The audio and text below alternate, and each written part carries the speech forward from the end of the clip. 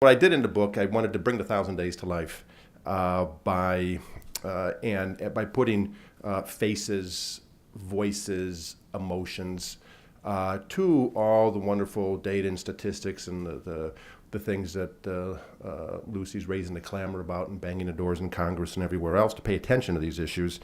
I'm a journalist, so I figured, what can I do?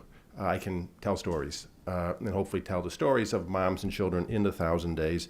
And so I followed moms, their children, their families, the dads, the in-laws, everybody involved, the community people, through the 1,000 days in India, Uganda, Guatemala, and Chicago on the south side. And why I wanted to do Chicago in particular, or add them, was to basically point out, and particularly the readers here, is that this is not just a problem that's over there somewhere. Oh, that's a shame what's happening over there.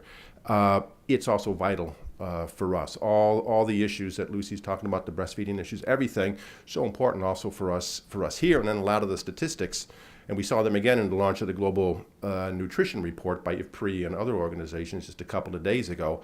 The youth just lagging so far behind on these, and the statistics they had on anemia. We're going in reverse on anemia, and particularly in the United States, right? And that was shocking. You see those numbers, and when you put that up, and you have an audience of Americans and people in Congress and staffers, that hopefully that really grabs their attention and says, well, what are we doing here? In addition to everything that needs to be done around the world. So my role as storyteller of the 1,000 days, I'll do that a little bit now as well, and then hopefully leave time for any questions that you would have and questions for Lucy that you are thinking about as I'm talking. So as I said, I in these four countries, India, Uganda, Guatemala, and Chicago, I'll talk a little bit about each of them briefly, but India I wanted to focus on a little bit. And this is one of the moms, Seema, and her daughter, Priyanshi. And so with the launch of the book, we put out some infographics.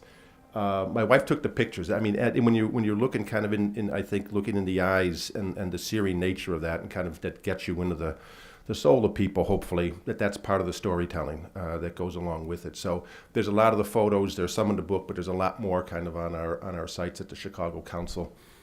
My site in particular, outrageandinspired.com, Lucy.org. Lucy has a lot of these up, and their own glorious pictures that they have as well. But so in the village that Seema's in, or a neighboring village actually, the one that she lives in, it's a village of Rampur Khas in the state of Uttar Pradesh in the north, very poor state. And their numbers on malnutrition, stunting, maternal mortality, infant mortality, under 5 mortality, first day mortality, are basically off the charts. And the reason I wanted to focus on children there, and some effort, and moms in the 1,000 days there, and the efforts by a couple of the organizations that are working on this front there, is that, as Lucy was saying, I mean, the numbers in India, you can say, well, they have the greatest progress that's going on, but they also have the greatest problems just because of the sheer number that's there. Uttar Pradesh is their largest state. If it was a separate country, it'd be like the 7th or 8th largest country in the world with its population. And so if you want to make progress or move the needle on any of these issues, it's got to go through India, and India particularly in Uttar Pradesh. Anyway, so I arrive in this village of Rampur Khas, and there's this gathering of 24 or so more new moms-to-be. They were sitting on the floor on somebody's veranda. Very hot day, so at least they're under some kind of shade. It was in the afternoon. The moms had all been out working in the fields in the morning, and then they come back for a little bit of rest in the afternoon, and they go back out into the fields again, or whatever other kind of day labor that they would be doing. And so what this was is basically a communal education on best practices in the 1,000 days. So precisely as Lucy was talking about, the promotion of good mother and infant, young child nutrition and hygiene. And that's exactly what they were talking about here. Good nutrition, particularly for the moms and the pregnant moms, good exercise, sufficient rest, clean water, sanitation, hygiene, and then embedded in all of it, of course, the importance of breastfeeding. Most of these women are illiterate. And so what they had done is they're hearing this, so a lot of the kind of behavior change and the messaging then in the oral nature. And these women themselves then in the communities, they put a lot of this messaging and the lessons into song and into verse. Somebody actually wrote it down, and then I showed it to the people at the organization that's working with them, the Community Empowerment Lab. And I said, gee, can somebody translate this for me? And they said, well, it's kind of problematic even for us. And I said, why is that? And they said, it's in a version of Hindi that's very kind of rurally based. And there's actually some kind of ancient Sanskrit phrases and things in there that, they hadn't even known. And these people are very, very learned, some doctors themselves. But they eventually then, had somebody from the villages come and kind of put together a translation. So this is what they're singing. I'll spare you the singing. I'll spare you that insult, so I won't sing. But I'll just tell you a little bit. Light the lamp of knowledge in every home, transforming our weakness into strength, they sang. That was kind of the refrain that they had. And then a couple of verses. If you take care, you'll need no medicine. You won't need to spend a penny. Before delivery, tend to the mother, and afterwards, the baby. Share this wisdom for the good of everyone. Transform weakness into strength. I tried to ask the translator if he could rhyme this, if she could rhyme this in any sense, and that was like then a bridge too far. The translation was, I said, that's fine. So then they continue with the second verse. Mothers, listen to this advice. Press your child to your bare chest. It won't cry or be afraid. Increase your motherly love. Press your child to your bare chest. You must increase the weight of the child. Wrap yourself and your baby in a blanket. That's how you press your child to your bosom. Mothers, listen to this advice. Press your child to your bare chest. So in this slide, it's in kind of another communal building. But there they'll have drums, and so there's a lot of singing. The colors are gorgeous with their saris. And they really take these meetings seriously, and they come together, and that's how they share the information then. And a lot of times, so like in this photo, so you see some of the kids standing in the background, but even along the side, they'll be, and you see some mothers-in-law as well. And so that's really important because they're kind of the gatekeepers for the new information that comes, because they'll say, wait a minute, all this new behavior change, we didn't do things that way when I was having children. So what do we need to do this now? And then when you ask the mothers-in-law, well, how many babies did you have? I had 5. Well, how many pregnancies? 7. Well, what happened to the other 2? Oh, yeah, they didn't make it, or they died early. And then the connections start forming. Oh, well, maybe some of the things we're talking about might have prevented that. And so the mothers-in-law are really important, but kind of on the outside of that, there'll also be men that are kind of hanging around, listening in. So what's going on here with the women? And that's important because they need to share in all of this too, because a lot of times they control the money. And a place like India, where the status of women in society, and particularly in the households, is so poor, they eat last, they eat least. The moms, the girls, so the dads, the sons, kind of priority in most everything, particularly in the rural areas, and then particularly even the eating. And so. So as they're there with the music and the verse and the rhymes and everything, that's how they're getting the information across and how they try to change behavior.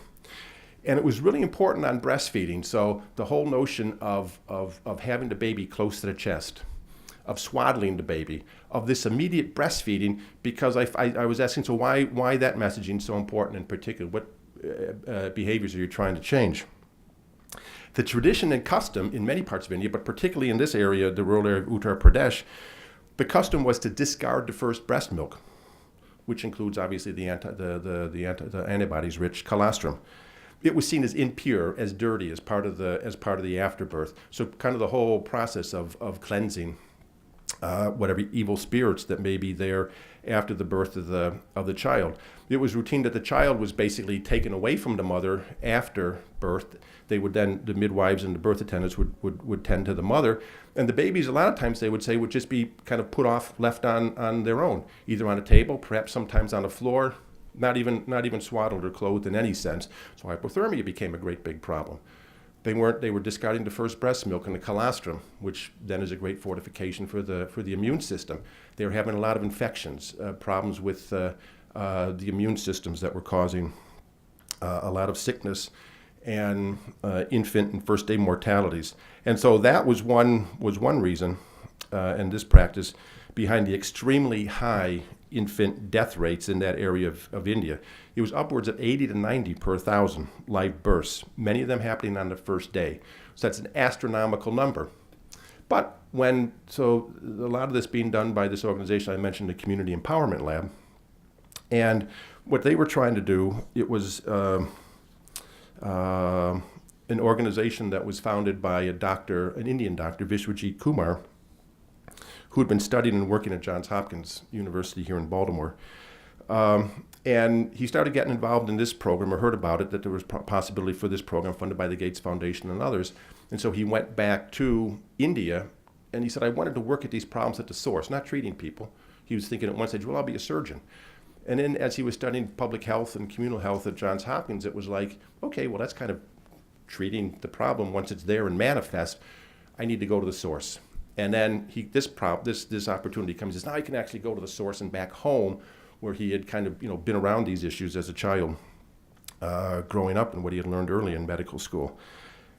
And so his task and what he was charged with in this program, and it names his organization called the Community Empowerment Lab, was to bring down these astronomically high infant mortality rates, first day deaths. So he's talking to all the moms and the people in the community about it, and said, well, we got a problem here. We need to do something about it. And they said, well, what's the problem? And he said, well, look, it's like 80, 90 of 1,000 live births. They said, yeah, so that's like 920 or 910 that are living. And he thought about that, and he says, okay, from their perspective, I can see 92, 91, 92% on any test is basically an A minus, A. So he said, kind of from their perspective, it was like, what's the problem? He said he needed then to turn around the thinking from, don't focus so much on the numbers that are surviving and hooray that they're surviving, but look at the numbers of those that are dying, because that's needless and they don't have to die. And we can bring that number down and even have a more soaring rate.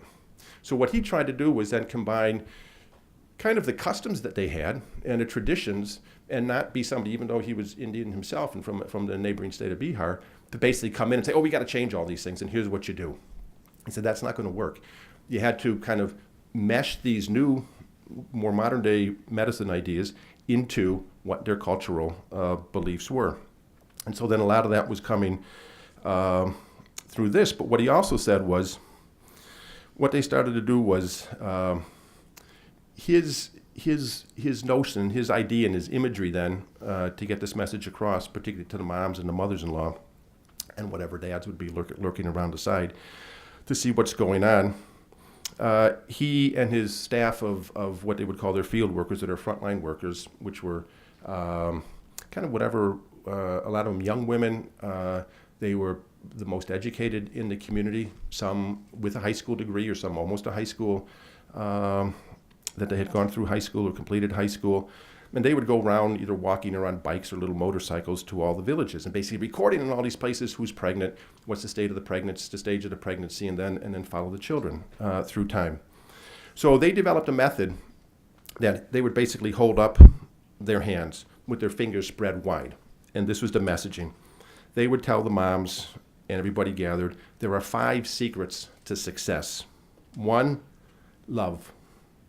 2, warmth. 3, food, the breast milk. 4, hygiene. 5, care. And under care was know the signs when your baby is sick and go to the doctor. Say something about it. By having these as the 5 fingers of the hand, they would then make the point, these behaviors are in your control. They're in your hand. You can do something about these things. These high mortality rates that we're seeing, you can do something about them and lower them. We don't have to tolerate them. And then, so when the moms would go to the hospital in Shivgar, kind of the biggest community hospital in the area, this is a sign that they would find. It's kind of in the maternity ward of this public hospital. It's a really dark and gloomy place. It's woefully overcrowded. There's only 4 metal beds with really thin mattresses and washed out sheets. It's dingy and everything. In the tiny rooms where the moms wait before giving birth and where they come back to recover a little bit after giving birth. And a lot of them don't hang around long because it's so crowded. So they're like going home maybe within an hour or two afterwards. Some coming basically on the backs of motorcycles, some riding in a wagon that's being drawn by a bicycle, so kind of a bicycle cart that they're riding on the back on. And this poster is in that maternity ward in the little 4-bed waiting area. It's got the only splash of color in the place. Oh, I'll also say, so in the delivery ward, when I was there and with my wife and she's taking some photos, then there's only 2 beds in there. And sometimes there might be up to like a half a dozen moms at any time waiting to give birth. So this room is overcrowded. So sometimes they'll actually give birth in the hallways. They'll give birth outside while they're waiting. But in the delivery room, there was a little mouse that was running, kind of on the corner by where they had the emergency care thing set up. And the midwife that we were talking to, she saw the mouse and she starts backing out and scurrying away out of the room. I was figuring, gee, I wonder what they do if a mouse shows up when they're actually delivering or in the process of giving birth, if they kind of scurry and clear out then. So these are kind of the conditions that prevail in this hospital. But this poster that's up, it's a poster from PATH and from India's Rural Health Ministry. And so it features this beaming mom, and she's over her child, snuggling her baby. And there's this bold, empowering message in Hindi. It says, in the first hour, a mother can change the fate of her child. And there's 4 simple drawings on the bottom. This one, make sure, basically the message is that make sure a clean blade is used to cut the umbilical cord to prevent infection. So most of the moms are told, hey, in your little kit when you come to the hospital, bring a blade, because the hospital may be out of new ones, so they're going to have to reuse ones, or, geez, who knows what they're going to use. Some kind of dirty knife, some rusty scissors. One of the moms, this messaging was common in a lot of the places that I went to, and one of the moms in Uganda afterwards, she told the community worker that was giving this information, gee, thanks a lot for explaining this to me about the clean blade. Because I'd heard about to bring something to the hospital, but I didn't know kind of what material. So I was just going to bring in kind of the knife that she would use to kind of cut up food for when she was cooking, or basically that she would use in the field. And I was like, no, don't do that. Clean blade. But in places like Uganda, they're told to bring, almost everything. Clean, a good malaria net if you got one. Bring sheets, bring soap, bring water, bring a whole jerry can of water if you got it. Bring cleaning agents for the floor because we don't have anything to clean up the floor afterwards. Basically bring anything, bring your own light sources. And one of the moms in Uganda, in one of the clinic where the moms that I was following would go to deliver, she at one stage asked me on a trip, hey, Roger, do you have any extra cell phones, that you have at home that you're not using, old ones? I said, yeah, I can bring them, but I don't know if they'll be any good for calling because they'll be locked or something. I don't know how you get in it. He says, oh, no, we can figure that out because we're like ingenious here. We can figure these things out. But we don't necessarily need them to make calls. I want those phones as a light source. And what she then said and demonstrated to me was, as a light of last resort, she delivers with the light of a cell phone. And she needs extras because she says, so she demonstrates, she puts the cell phone in her mouth, she's there at the end of the table, and then she bites down with her teeth and her lips on the button so she's getting some light. And then she says, but, the saliva is not good for the phone. I'll drop the phone, it'll fall into some blood. That's not good for the phone. So the phones get often ruined, and then they bounce on the floor and they crack. And so just if you have extra phones, please bring them along. So this is kind of the really primitive conditions and scary conditions that some of these moms are in. So I digress. I figure out it's all these stories I should pack into here. They're all in the book. So make sure to bring a clean blade. The next one, practice kangaroo mother care. Placing a newborn under the mother's chest provides warmth and avoids this problem of hypothermia. Breastfeed immediately, including the first milk. Don't throw that away. It's really important. And then the last one, alert a medical professional for if the child appears ill, there's something that you can do, particularly in these first hours and days after delivery. And so, as these moms, and so the ones that were getting this training and singing these songs, and they would show up, they would recognize this post and say, okay, we've been talking about this. Here it is reinforced again. These are all things that I can do, and then the primacy of breastfeeding. in everything that they should do. But as the moms would then soon learn, many things then conspire to remove these aspects, including breastfeeding, from the mom's hands. So there's barriers of community and cultural preferences, shortage of healthcare workers, deficit of breastfeeding knowledge, lack of maternity legislation, the big business barrier and formula marketing that Lucy was talking about and that you all are so well aware of. And so in reporting, I'd see these barriers in each country. In Uttar Pradesh, the barrier of discarding the first milk. There were other parts in India that I heard stories of, that they would wait with breastfeeding until the local priest arrived, the local holy man. And that could be in the village, and he'll come right away. Okay, so they'll bless the baby, and then the breastfeeding can begin. Other times it might be, he's got to come from a couple of days away. And so there the community workers were saying, and they would work with the religious leaders, this is really important. You have to work with your moms and the community health workers to tell them, please proceed with breastfeeding immediately. We'll get there as soon as possible, but not to wait until we show up, for heaven's sake. So continue to do that. So there's cultural, traditional things, but also strong spiritual things that come into this. In Uganda, the traditions varied from community to community, with some insisting that a mother give her baby a sip of sugar-sweetened water or animal milk first, a dollop of honey, which isn't good, a drop of home-brewed beer or moonshine. All of these things very bad for a baby. Water. The water's all bad. It's not very clean to begin with. So, in Guatemala, there was generally very good support for breastfeeding in the hospitals. In the maternity ward of the main public hospital in Quetzaltenango in the Western Highlands, and they're the primarily Mayan communities. And in the Western Highlands, the malnutrition and stunting rates are upwards of 70%. It's the worst in the Western Hemisphere.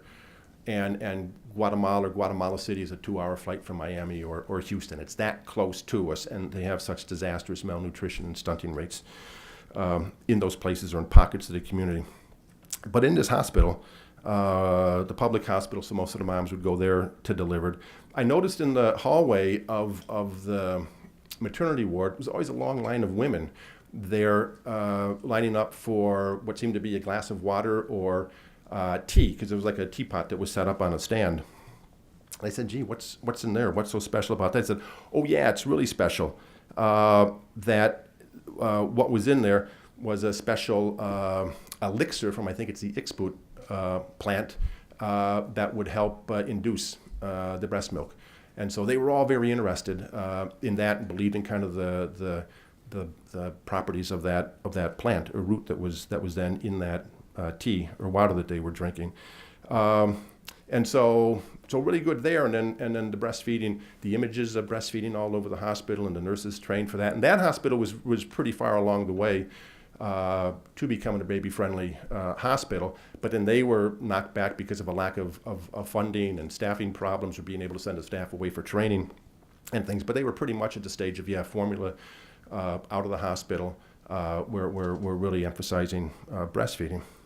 But at home, then, the moms, there was often a lack of support. So several of the moms that I talked about, they worried that her baby wasn't getting enough milk. So in despair, they would reach for the bottle and formula. The moms that were illiterate, they didn't understand the mixing instructions, so they often didn't add enough formula, so their babies would suffer mightily. They were also very poor, so they would intentionally dilute the formula with more water. The water in that part of Guatemala is very problematic and dirty. And so you'd have high parasite rates kind of throughout the population, but already particularly with infants. And there was one of the children from one of the moms that I was following. At 2 months already, in one of the checkups, they found a considerably high parasitic load in that child already.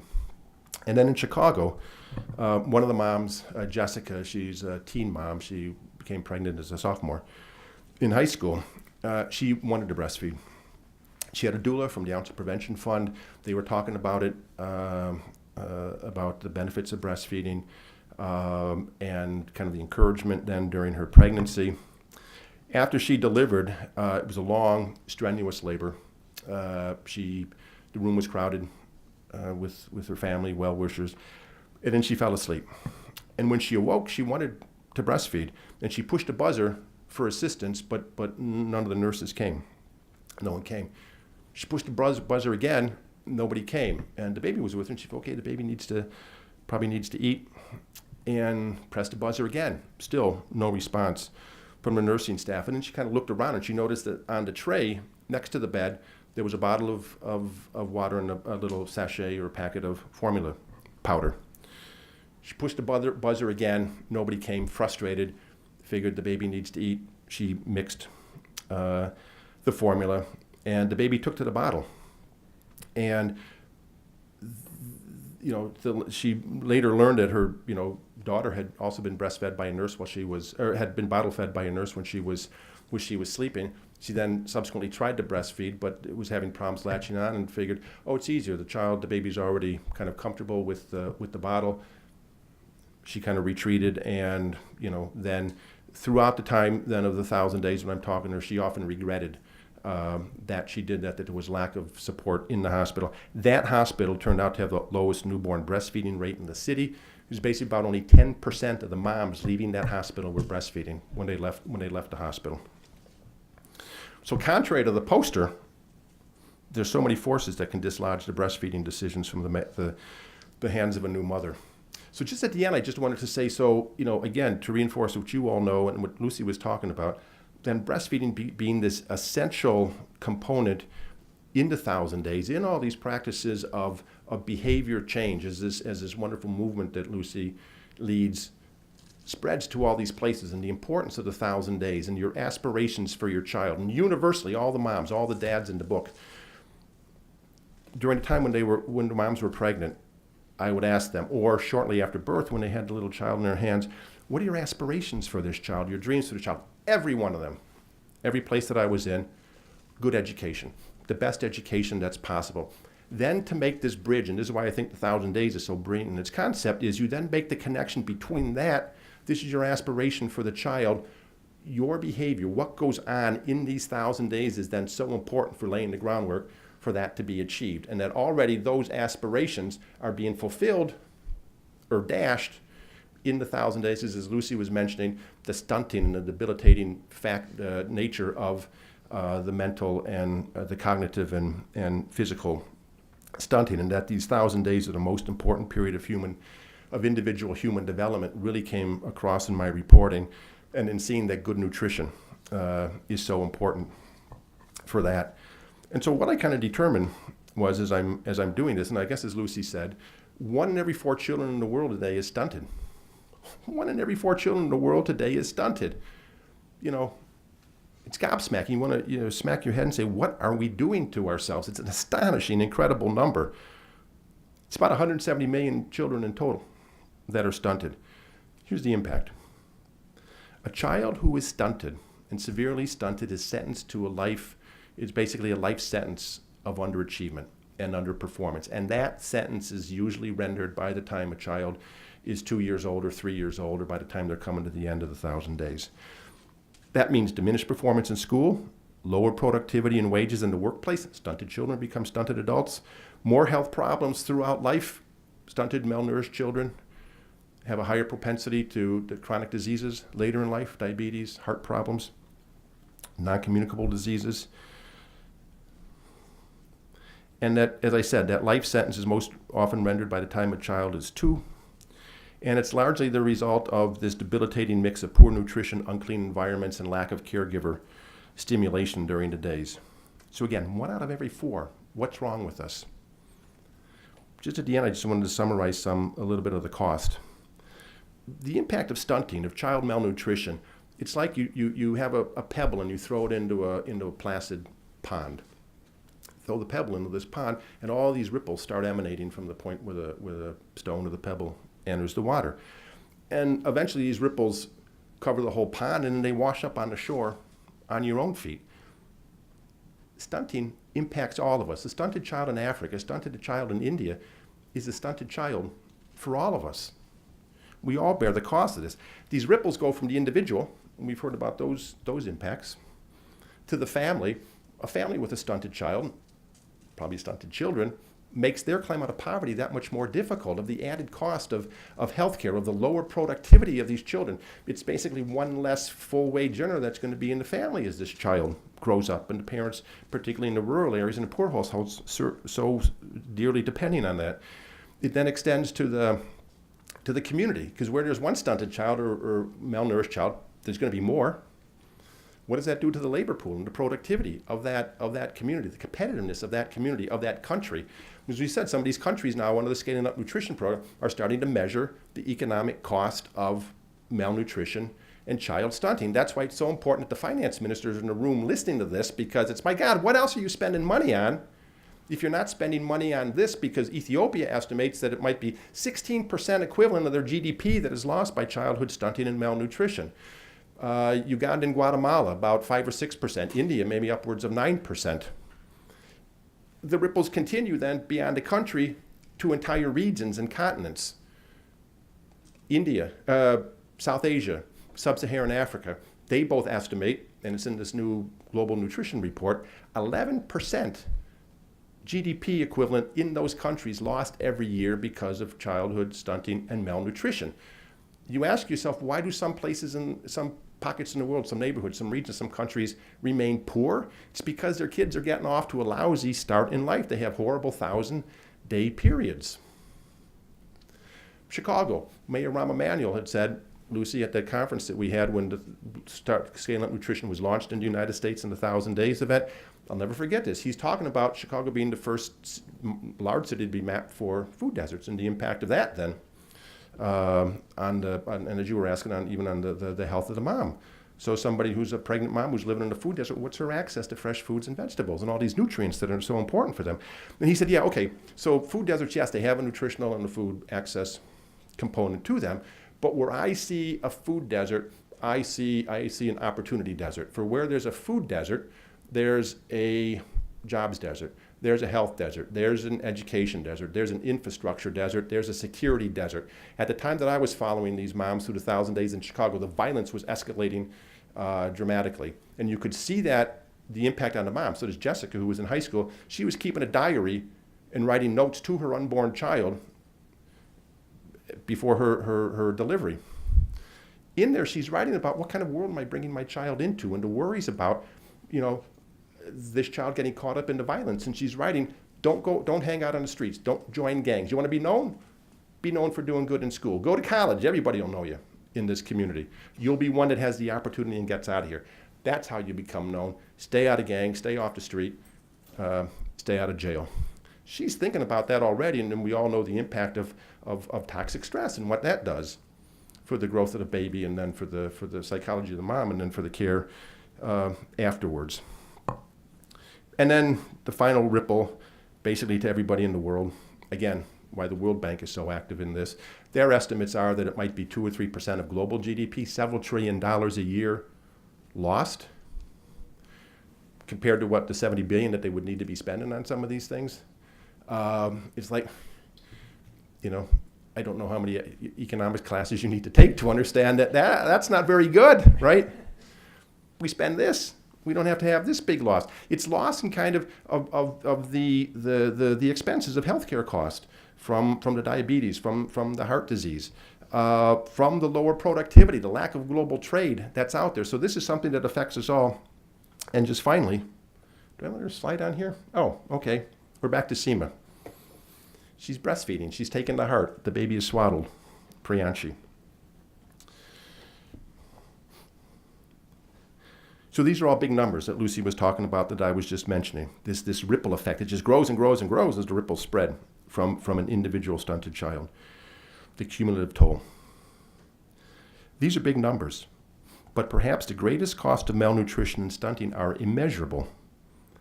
A poem not written, a song not sung, a novel not imagined, a gadget not invented, a building not designed, a mystery not solved, a horizon not explored, an idea not formed, an inspiration not shared, an innovation not nurtured, a cure not discovered, a kindness not done. What might a child have contributed to the world if he or she hadn't been stunted in 1,000 days? A lost chance at greatness for one is a lost chance for all of us. That's why this is important. The 1,000 days, breastfeeding, everything that you're doing. That's why this is so important. A lost chance of greatness for one then becomes a lost chance for all of us. Thank you.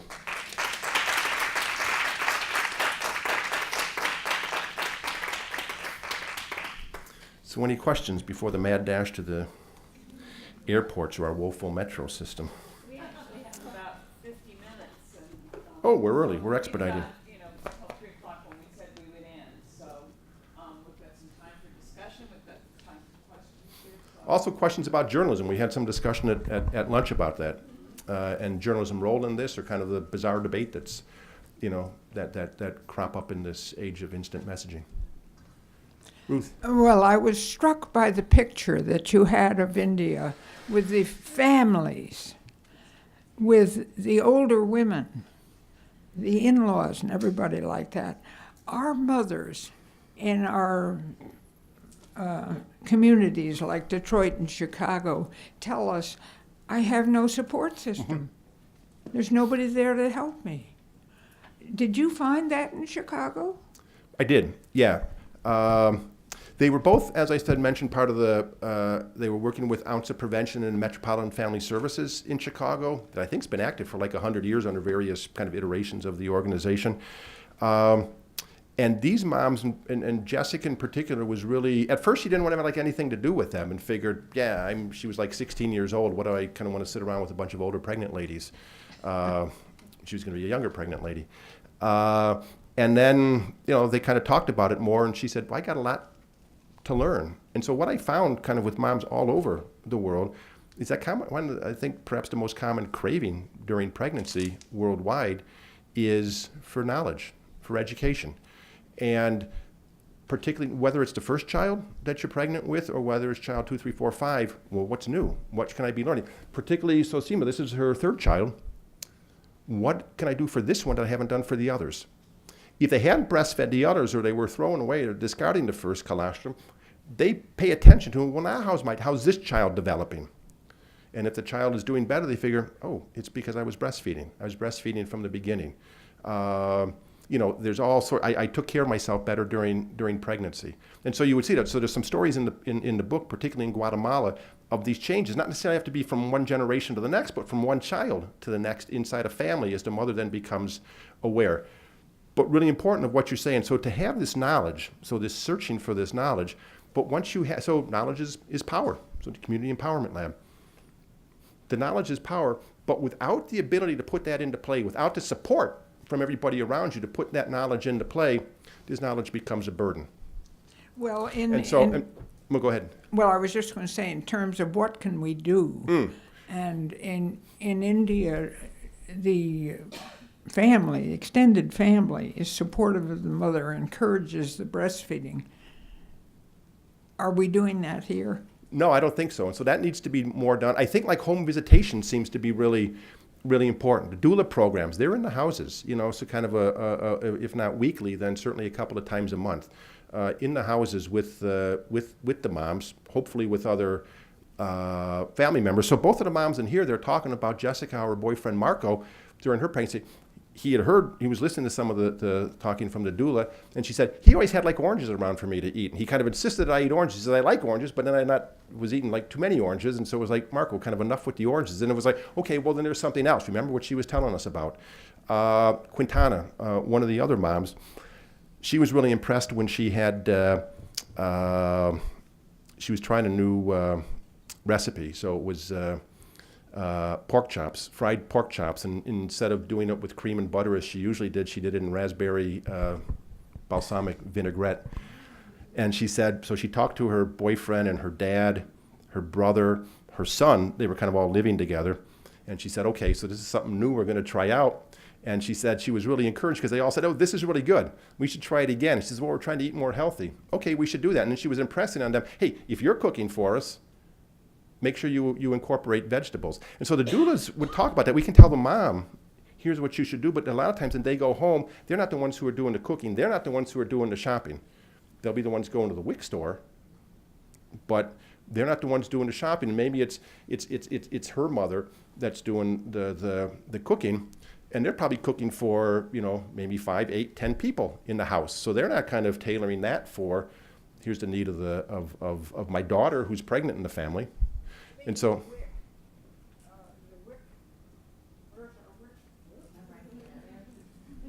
don't control what you do with the money. They don't get money, they get food. They get targeted food. they get targeted food, right? Yep. It's SNAP that they get money. Yeah, so SNAP that they get money. But in Chicago, they also get, I think it was vouchers every month. It wasn't a lot, $8 or $10 to be spent on fruits and vegetables. Yeah, and then in the city of Chicago, they actually run the WIC stores are run by Catholic charities. And those were, I haven't been to many, but they were fairly impressive when you walk into them, because it's just a store for WIC things. And you're kind of looking at stuff on the shelves, and it's like radically different from the other stores, because the cereal aisle, there's not a lot of like chocolate sugar bomb things or something. The breads were like whole grain. The rice was, also brown rice. The breads were whole grain, the crackers and stuff. But there was a lot of, then were the aisles of the formula, of the baby food. And I said, well, we have to offer that, because there's moms that, that's what they want. And so we have to be responsive to that. I think SNAP could be there could be much more nutrition information that goes along with that. With SNAP, you have this kind of developing paradox. Okay, so it's this great safety net in this country, so you don't have outright hunger in this country. So you have that kind of as a safety net, but this program it's meant to be a nutritional supplementation program also kind of leads to, not in an intentional way, but leads to poor nutrition in the families and malnutrition. And how many moms or families do you know that are on SNAP that actually extends through the month? Basically lasts for 2 weeks, 3 weeks. And then, Lucy, what do some of the doctors say? That the incidence of diabetes, of malnutrition-related problems spike towards the end of the month, because they've been cutting corners so much. They're buying the ramen noodles instead of the other stuff. They're buying whatever soda is on sale because, well, they can't afford, whatever bottled water or juices even. And so they're stretching it as far as possible. And then when it runs out, then it's like, the absolute cheapest, and the cheapest are often the least nutritious. And so there needs to be kind of more, at least from my reporting, I think, kind of more of a nutrition component. At least education. This communal education, is great. So I guess there's probably maybe some of that at WIC, but I don't know if it's more kind of individual counseling when the moms come in, or if there's also kind of group things. But you would see this, that the ounce of prevention in their mothers and babies group, they would have things, picnics, other stuff, where they wanted like all the moms that they're working with to come together.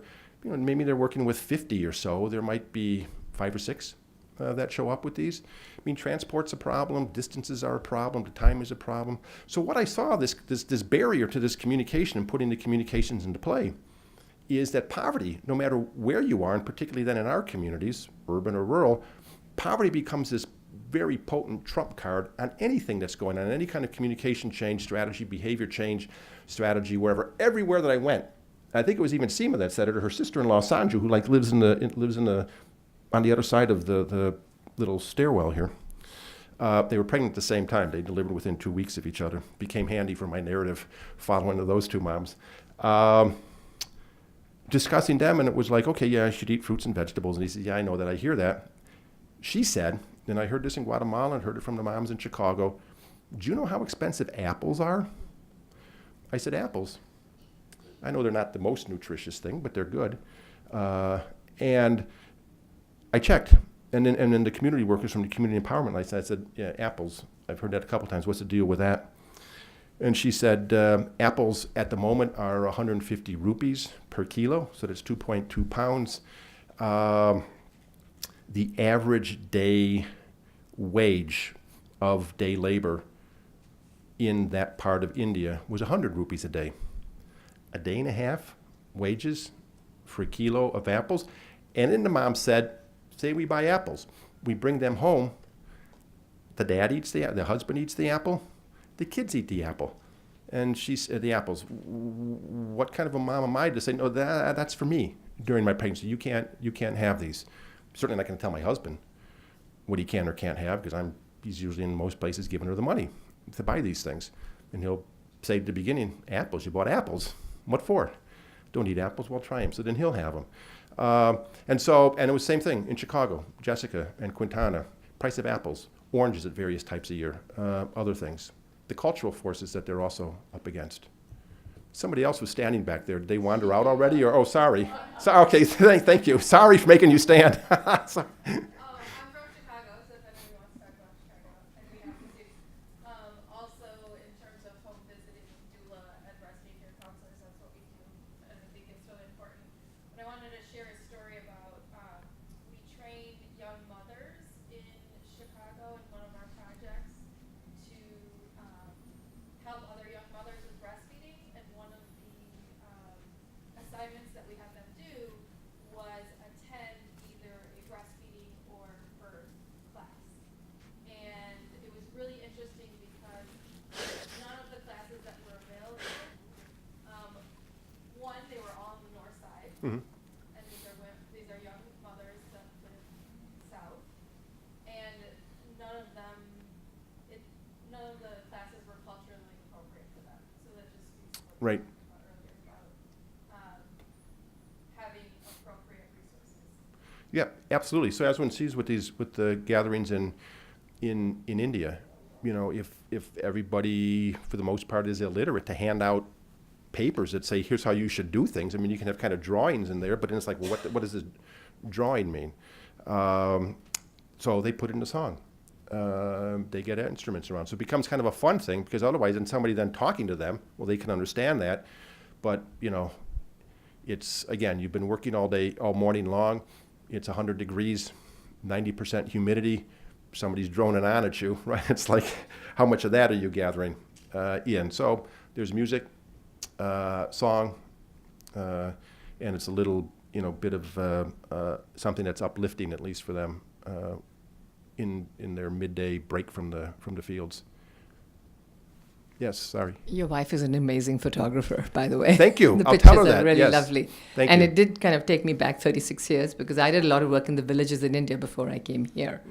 But I've Excellent. been back, but it was a really sort of nostalgic visit. Nothing's changed. No, yeah, I have to unfortunately, say, right. unfortunately. I wanted to just address some of the comments. It's when I come to groups like this, I just think, well, everybody knows about what happens in WIC and SNAP, and I'm always surprised when people don't know some of the things. So a couple of comments on WIC, and then I wanted to talk about the first 1,000 days and different constituencies that are vying for dollars. But WIC basically is a very fixed prescribed food benefit. It's very nutritious, and basically I always tell people who say, what should we eat that's healthy? I always say, look for the WIC sign and eat like WIC. You can never go wrong.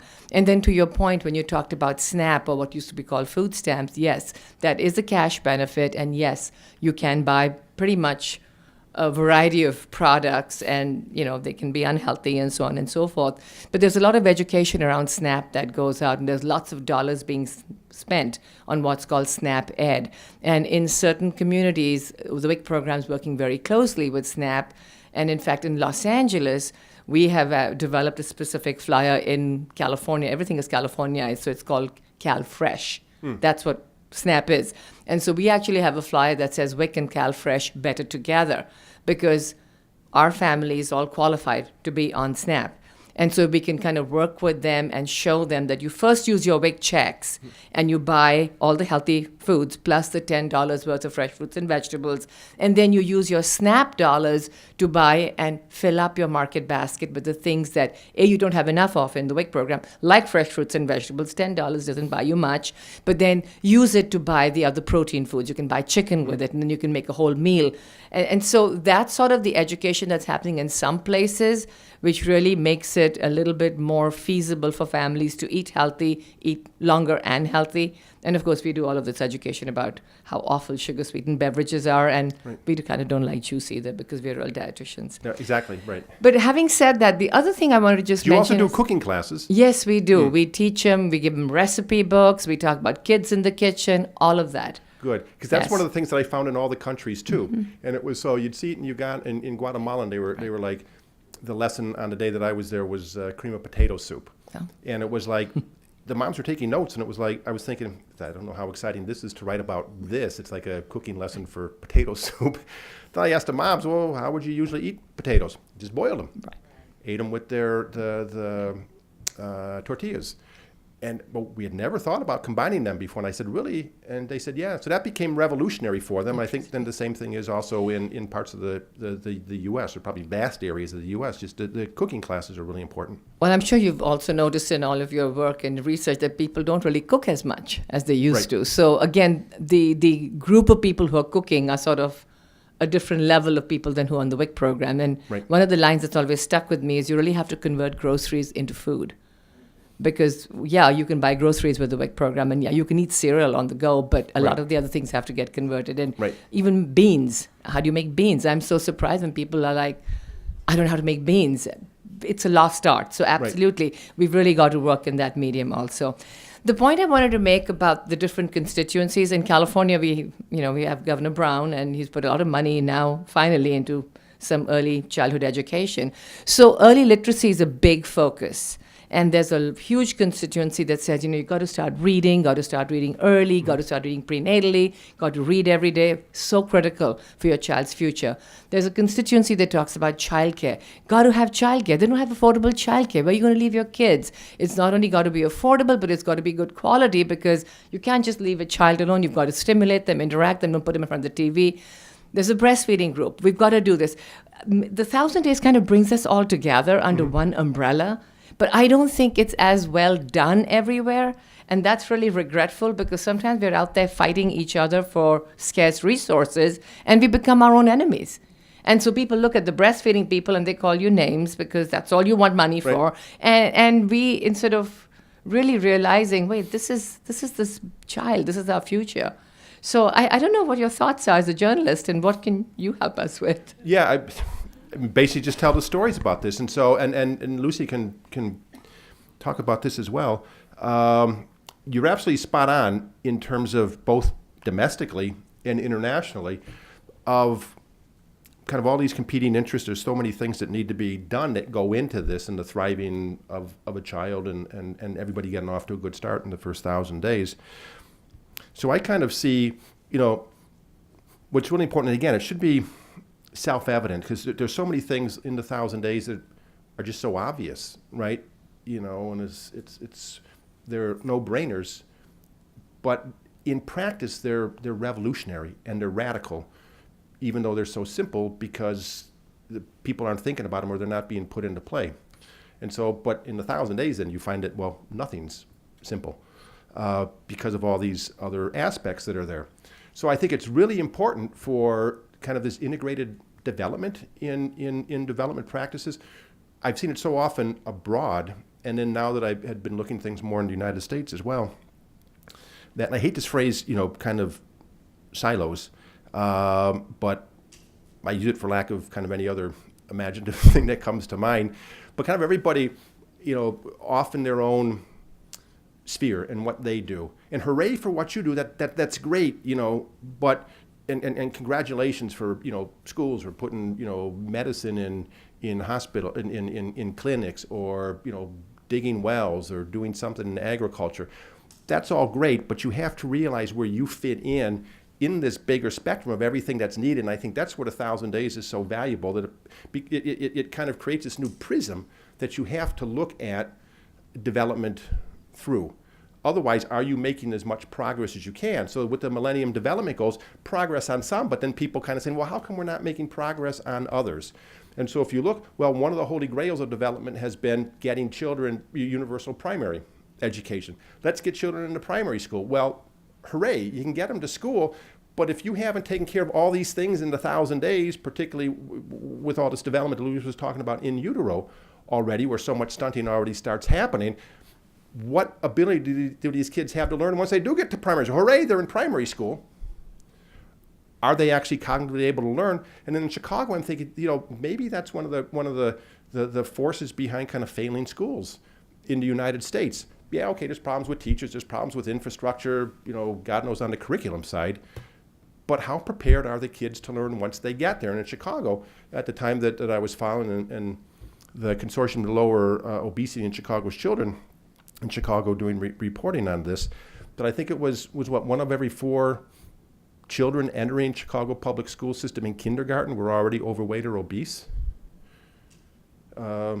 The other day at the Global Nutrition Report, Sandra Hassink was saying that they've now have reports of type 2 diabetes in children that are 2 and 3 years old. So what kind of condition are they then already when they're there? So there's need for this kind of integrated development, and as Mayor Emanuel is saying, again, if you look at food deserts, yeah, we got to get the access to food straight, but there's all these other things that then go into it that we have to, you know, and in Chicago, I mean, you can have the farmers markets come up. The Walgreens can all of a sudden start having more fresh foods or yogurts with fruits in them. And then moms would talk about, okay, that's available, and hooray, they have that. They're talking about having a Whole Foods in Englewood. I don't know, has it arrived already, or are they still talking about that? Who can afford it?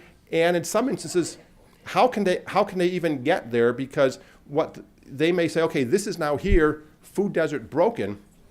The demographers will look at that, but they're not looking at everything that the people in the community know, that there are lines here that somebody living here and the Whole Foods is there. You're not crossing these lines to get there, or you ain't going to get there, or you won't get back home again.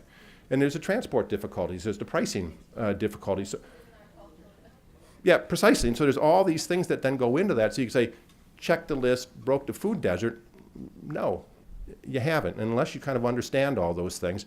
So it takes, I mean, to your question, it takes a lot of work on the ground in these places, and this recognition of this. So you need this integrated development kind of moving forward simultaneously on multiple fronts. And it's really difficult in the development area. So kind of in the book, I say we need to move from this era of pet causes. Everybody has their pet cause. I do this, yay! Or I do this, you know, great. We got to move from that era of pet causes into this new era of common cause. And I think that's where that common cause is all basically embedded in the 1,000 days and what needs to happen. And unless you don't have that. And as Lucy, you know, talks about, particularly the finance ministers, that, you know, for so long, I mean, everybody in this room, you know, humanitarians, anybody of kind of common sense or common decency knows that ending hunger, malnutrition, stunting is the right thing to do, and nobody disputes that. I don't think there's anybody for hunger. I mean, we should ask both, you know, the presidential candidates to state their positions on hunger, right? Might be surprised, but I don't think there's anybody for hunger. So it's the right thing to do, but now becoming more and more recognized or obvious by some of the statistics I was talking about and Lucy, and this great immeasurable cost of what are we losing, it becomes the smart thing to do. And that's what everybody needs to grasp onto. What are we doing to ourselves by ignoring this, by pouring all this money into food subsidies, farming subsidies, energy subsidies, military defense spending, you know, and these crucial things that there's a group in the book that I mentioned, Mission Readiness. I guess they're here in Washington, a group of retired military officers, top brass from all branches of the government. They put out a report, was it a year ago, Lucy, or 2 years ago now? Great title, Too Fat to Fight. What they say, and there's 70% of Americans between the ages of 17 and 24, 70% are unfit for service in the American military, either because they're overweight or undernourished in some sense, or obese, or they don't have the proper education level because all the weaponry is now, you know, sophisticated, or they have a behavioral problem or a criminal record. How much of all that basically begins in the 1,000 days? And so those guys talk about early education, so vital, nutrition for pregnant moms, for adolescent girls, for the kids in the 1,000 days. So that's kind of coming from them. And so that's why, you know, man, it's just a smart thing to do. So there and then at the microphone. That's what got maternal and child health funding started in this country in the early 1900s. Right. A huge number of young men were unfit fighting World War I. Yep, exactly. Get them healthy so they could go off to get healthy. Yep, and then this movement, right. Well, and then this movement, and then certainly picking up with the school lunch program and then the breakfast program, all that coming out of then after World War II. Because again, it was the generals and the military people saying there's too many that were 4F or whatever that weren't qualifying for the service. And a lot of that was then in the rural areas and in middle America states. And so that's why Bob Dole and George McGovern, Midwesterners from Kansas and the Dakotas, they got so involved in this because they were seeing that in their communities and saying, man, scurvy, rickets, in the United States, are young men unfit to serve in the Army because they're undernourished? Now there's the reverse of that. So there's still the undernourishment, but manifested in the obesity and overweight. A few comments, Ruth. The extended family support systems that you find in countries like India is there, but it's a mixed blessing at times because they just reinforce some of the poor practices. Essentially, their message, well, we went through this and look at that. Yeah, I was going to say that, yes. So the mother-in-laws So we have to be very careful about this. Part of the education system and the work that I've done there and in Ethiopia is working with the grandparents or the potential grandparents, no less, because they're so part of the extended family structure. The other number is, I think we've been alluded to, but I think just to put in proportion, 25% of infants born in India are defined by the usual curve below 2.5 kilo, low birth weight. Mm-hmm. Now, by normal statistics, it should be about 2.5%. We'll talk about 10 times. And that reflects 1,000 days, that part of there, and that's the maternal nutrition key there, there's no doubt. Mm-hmm. The other 75% who got through pregnancy and had a healthy baby and a normal baby in terms of weight, the problems of the wasting, and therefore the stunting, begins many months later. They usually get through the first few months reasonably well. I'm not so sure everybody here appreciates what issues of stunting is. If you haven't been in a community or a part of the world where stunting is a phenomenon, you don't know what you see. You go and you see these children, they look perfectly normal in first glance because where stunting is defined as height for age. So they're short, but they don't look wasted. It's not the malnutrition that we all learned about in medical school with the baby have a big belly and there's this colored hair. They're not suffering from kwashiorkor or beriberi like that. They look at first glance normal, but they're short. They told you they didn't grow their height. That means their brain didn't grow. And it's irreversible damage if you document it at age 2. It's all lost by then. And the critical period is really the 6 months to a year and a half to 2 years. And that's where the whole issue of available complementary foods with continuing breastfeeding. Without the breastfeeding, all the complementary foods are not enough.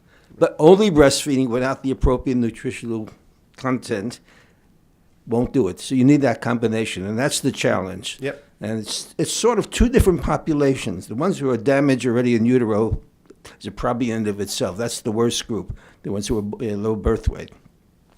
Yeah. And so I just... that's a really good point. And Lucy and I had talked about this in reporting the book, kind of on many issues, but on complementary feeding. And you were going through that yourself, right, in terms of how does anybody know? And if I don't know here, kind of the best doctors and people and resources available, how does SEMA know? And that is the period then where even if there is a low birth weight and maybe they're recovering some and maybe things are fine in the early months while breastfeeding, then it's with the complementary feeding that it falls off. And that also comes through clearly in the book that I'm talking to the moms. And so I visited everybody, and I visited all the countries at least 5 times, Chicago more often because it was closer, but then for shorter periods. I might be with the moms for maybe a half an hour or an hour, just how are things, just checking up. Whereas there, then I would spend days or a week or so. In Guatemala a bit more frequently because it was closer. But you'd also see sort of times them when they're getting into the complementary feeding in the period afterwards. What are you feeding the child? How's the child eating? And great concern of the moms. And there you'd find in India, Uganda, Guatemala that there was this continual breastfeeding that was going on at the same time as they were starting then the complementary feeding. So a lot of the moms are still breastfeeding or maybe just starting to wean as some of the kids are turning 2 years old or coming to the end of the 1,000 days because they're like, we don't even have the resources for any additional food, or the child's not eating it, or it's probably not the right kind of food. And so, yeah, no, you're absolutely right. So that's the big problem. And with the low birth weights, this is the whole generational problem with this and the child malnutrition, particularly on the girls. Stunted girls become stunted mothers. Stunted mothers have low birth weight babies. It all starts over again. And so you have to stop this generational cycle. and as kind of clearly, particularly in some cases of some of the families in Guatemala, that they're recognizing that this child, my first child, is not doing well, is not thriving, born small, not eating well, the development markers, not walking, talking as I thought she would. All of a sudden, into that community then comes this nutrition education, nutrition rehabilitation program by this clinic, Primeros Pasos, in that area. She hears about that and goes to that because she's pregnant again. What can I do for this child so this one doesn't have this? The second one, because she's told this pregnancy is really important for you this time, the first of the first 1,000 days. She's eating better. She's mindful of this. She's telling her husband what needs to happen. That baby is born he's 8 pounds at birth. He's really robust. By the time he's 2, his sister's almost 4, and we have photos of this. He's basically the same size as his sister. Mm-hmm. And she's saying, look. And her mother-in-law is then telling all the other mother-in-laws, look, this can happen. So you can have it not between generations, but between one child and the next in the family, if this information is there, if the willingness is there, and if there's this kind of proper sharing, or there's people on the ground that are actually, doing something with this. Sorry. No problem. Please. I'm in the process of reading your book, and one of the things that struck me as I go across the different countries and people is that this is an issue of poverty, class, and race. Mm-hmm. I mean, these are people who are in abject poverty. Some are just a little above that poverty line. Some still operating in low wage, but not what Americans think of as abject poverty. But it's across the world. Mm-hmm. The haves do not want to share the wealth. So how do we address, I mean, you can do a few little things, but you see right here in the gentrification of the District mm-hmm. of Columbia, you get deserts, food deserts created yes. around some public housing areas that they want to move people out of, mm-hmm. right in the nation's capital. So how do we really address the root of this problem? We can keep sending little things out, but there's a very basic yep. issue. Yeah, no, you're absolutely right. I mean, a lot of you are on the front lines of that. Lucy, I mean, that's what she's talking about is you're spending money. You're spending money on all these other things. What about these really crucial issues? And the other thing is, get out in your world and look around at these things. Look what's at your, what's at your doorstep. What's in your neighborhoods. As a journalist, is then basically telling these stories. So you really got to, bang on editors, radio people, TV, cover these things. Not just at Thanksgiving when they're handing out turkeys or they're serving, a Thanksgiving meal, and well, who are all these people? Where are they from? Though they're here all the time. And so these stories need to be told all the time. And that, as we were talking about at lunch, that can't be told in 140 characters. A tweet can say, oh, look at these people over here, but it's like, well, what's their problem? That's why, so hopefully kind of this longer form journalism, this journalism where you go back and follow people, I think is so valuable. And there's reporters that are doing that and some editors that are encouraging that. But that's also a very troubling part of American journalism, is that a lot of that is received. Lucy, did you have? Fundamentally is a problem of poverty, class, and race. Even in India, India has one of the highest rates of billionaires. Mm-hmm. Like they're producing billionaires at the fastest rate. Prime Minister of India was just here in Washington D.C. meeting with the president, meeting with leaders from Silicon Valley, and meanwhile this. And there's a whole caste system in India that the Dalits, are like the untouchable class, and so there's a race. They call it caste system there. And there are much higher rates of infant mortality, malnutrition, and it's from a lower caste than this. So you hit the nail on the head. What do we do about it? It's a political problem.